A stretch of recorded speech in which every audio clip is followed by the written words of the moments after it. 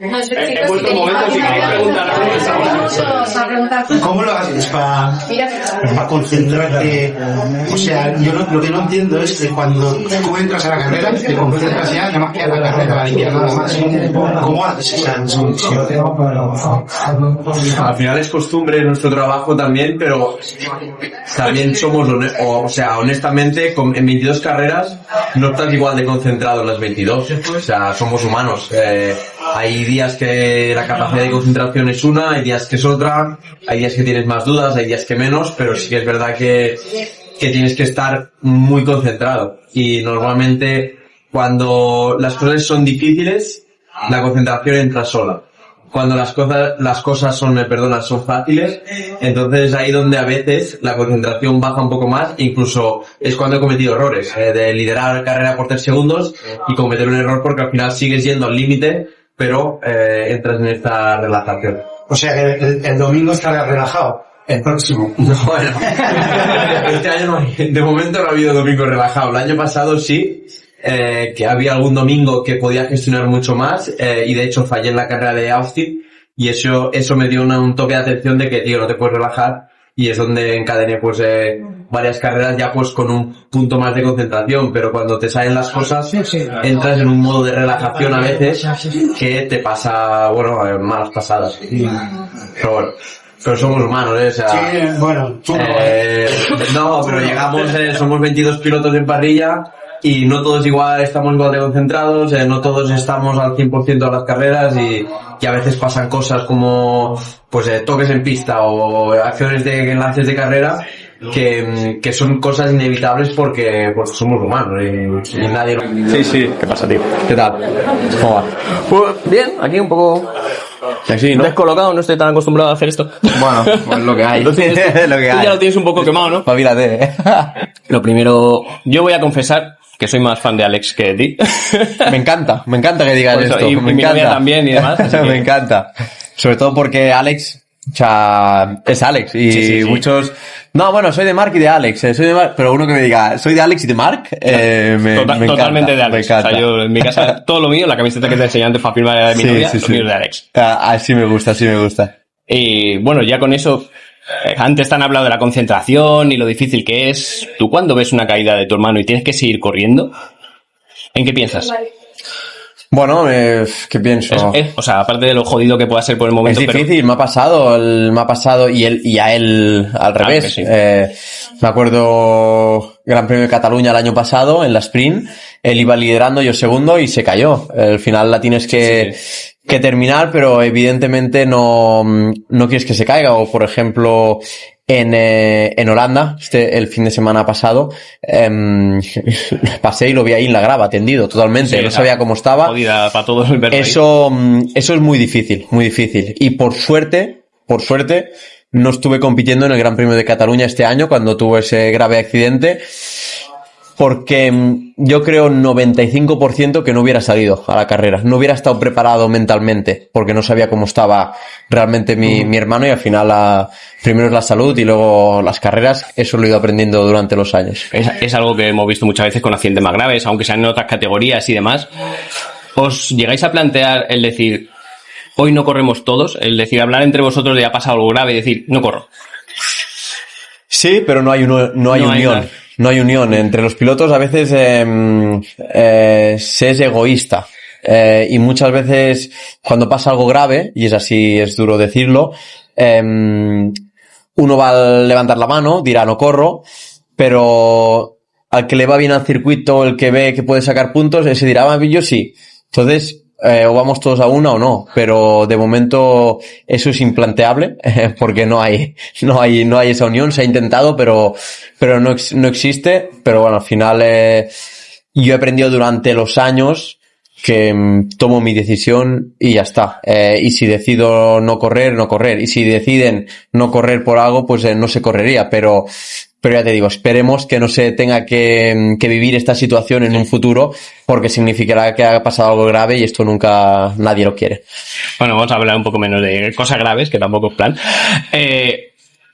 En todo lo que has vivido de MotoGP, ¿Con qué año te quedarías con las motos? No con una marca en concreto, con esa evolución de motos que dices, aquí es lo mejor entre lo que la competición y lo que me divierto con ella. ¿En qué año pararías de evolucionar las motos?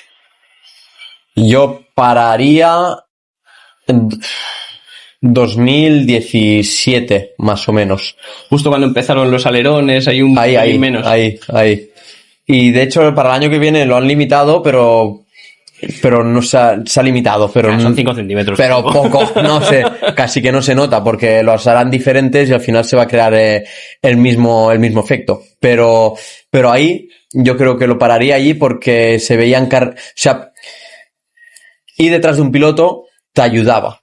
Entonces, ¿eso qué significaba? Pues era mucho más fácil tener carreras en grupo. O sea, yo me acuerdo en Holanda, en 2017, estar a medio segundo de ritmo del que iba primero, pero salir a carrera, engancharme a rueda y seguirle. Ahora no, ahora con los alerones es como un rally. Sales, o tienes mucho más ritmo que el de delante, o no pasas. Entonces, y cuando te pasa con más ritmo, no lo puedes seguir. Tú tienes tu ritmo y ya está. Entonces, eso pues lo echo de menos. O sea, que ya lo tenéis desde la free practice y eso que decís, este tiene este ritmo, ya sabéis más o menos cómo va a quedar la cosa. Tú ahora no puedes... Antes decías, bueno, si estoy a 3 décimas de ritmo, antes de 2017, dices... A rebufo, pues lo sigo, ¿sabes? Como pasa en Moto 3 aún es más exagerado y en Moto 2 un poco. Pero ahora, si no tienes el ritmo en entreno solo, por mucho que te pongas a rebufo, no lo tendrás. Joder, ya que hablas de las motos 3 y todo eso, ¿crees que se están acercando demasiado las cilindradas entre las 3 categorías? Ahora va a ser con el motor de la R7, la 765 de las Moto 2 y ahora 850 en MotoGP. Como ya no es como un prototipo especial, ya está como mucho más cercano a los otros motores de calle.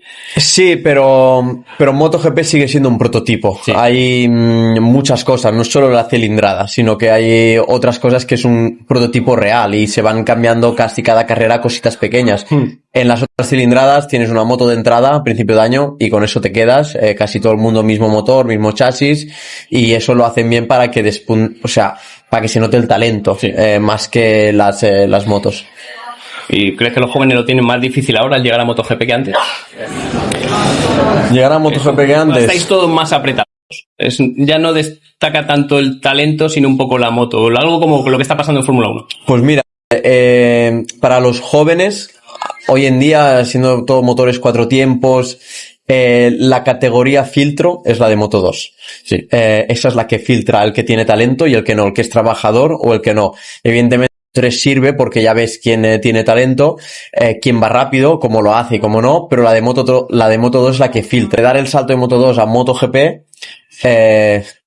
depende.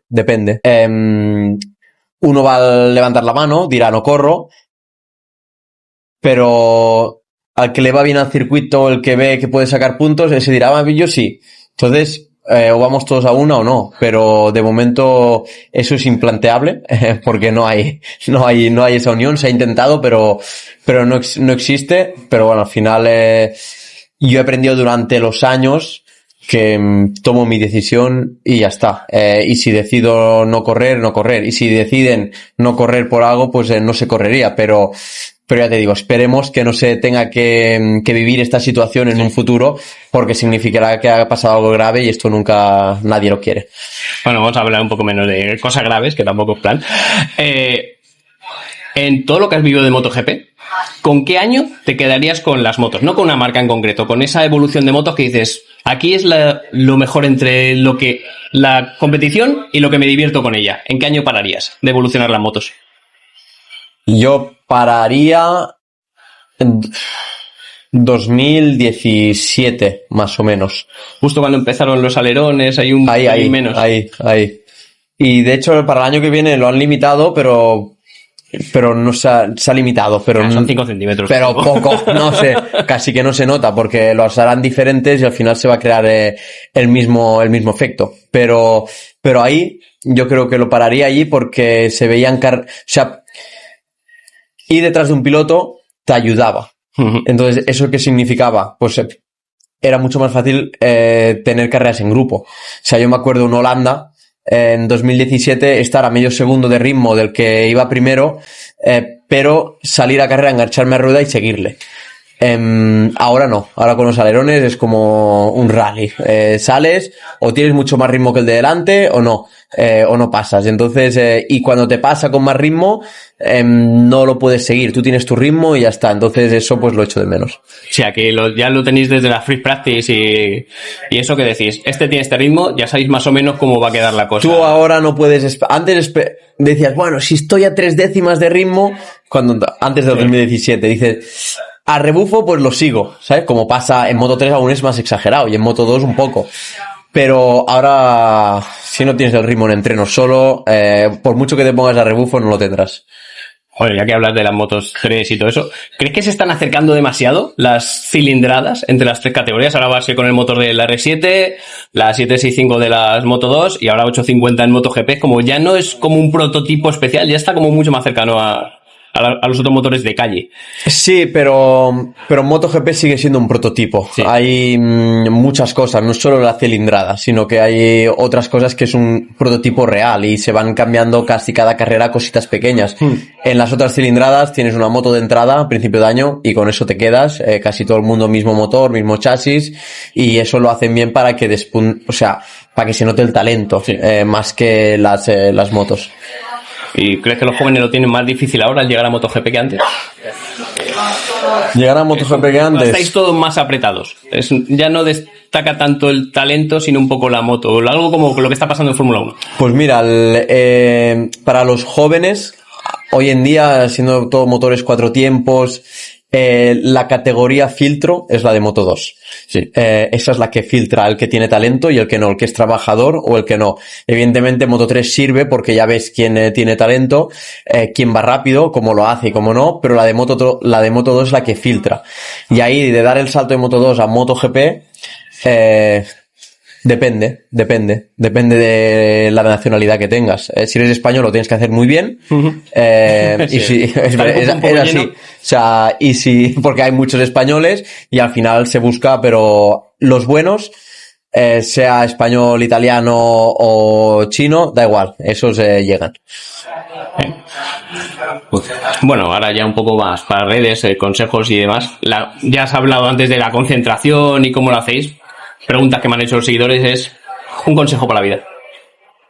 Hostia, eso es difícil. Te saca totalmente de MotoGP. Para la vida, yo busco siempre el paralelismo con mi deporte, sí, porque claro. La vida tengo 33 años y considero que tengo que aprender aún muchísimas cosas.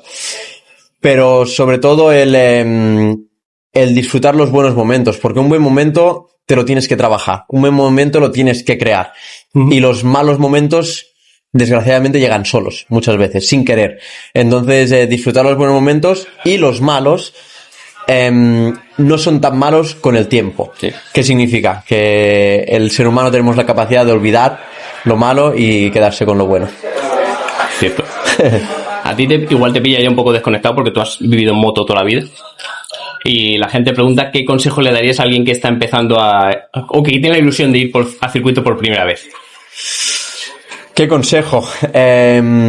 Sobre todo, con calma las primeras vueltas. Porque en circuito no te das cuenta, la sensación de velocidad es la mitad que en carretera. Uh-huh. Yo, por ejemplo, voy a circuito, me dicen, ¿a cuánto llega? 360. Pero la sensación de velocidad no es que vas a 360. Tú te pones a una carretera a 120 y en un circuito es 200 o 220. O sea, la sensación, porque en el circuito está todo liso, entonces mucha gente entra en circuito, cree que no va tan rápido y si miran el marcador, sí, va a 200, entonces frena, que viene una curva. Entonces por eso tienes que ir con calma. ¿Tú eres de los que no coge moto fuera de circuitos, solo para entrenar y eso? La cojo a veces, sobre todo por moverme en ciudad, moto, 100%, sea invierno que verano. Y por la calle a veces la cojo, pero poco. ¿Qué tipo de moto es tu moto de calle? Pues ahora tengo una Ducati Scrambler, que es la que uso normalmente. Ah, puta madre, entonces. Sí, así tranquilito esto, o sea, la V4, tengo una V4, pero la tengo ahí quieta, tengo una V2, pero la tengo preparada para circuito, pero son motos de calle. Sí, son motos. Bueno, pero una V4 para calle creo personalmente que es demasiado. Una V4 para calle es que vas a punta de gas, pones segunda y es que te pones ya a punta de gas a 100, ¿sabes? Y ¿a qué carretera puedes ir a 100? A ninguna, nacional. Entonces, Por poder. bueno, no se debe. Entonces, son motos muy potentes, pero bueno, también son motos que se pilotan muy bien. Pues de puta madre. No sé cómo vamos de tiempo. Ya está, perfecto. Muy bien. Pues tío, muchas gracias. Muchas gracias. Cuídate Sí, mucho. gracias. Espero verte en el podio. Gracias, muchas gracias. Marc, tú y yo no nos conocemos. No. He preparado una cosa para que nos podamos conocer mejor. Debes elegir, revelar un secreto profesional de una marca o un secreto personal de un amigo. Yo lo tengo clarísimo. Al negociar contratos, ¿cuál es tu cláusula más inflexible? ¿La tiro o qué? Tía, yo no la recogeré, ¿eh? Para mí tener un nombre falso y decir lo primero que se te pasa por la cabeza, esa persona es que tiene mucho tiempo libre y lo quiere tirar de alguna manera.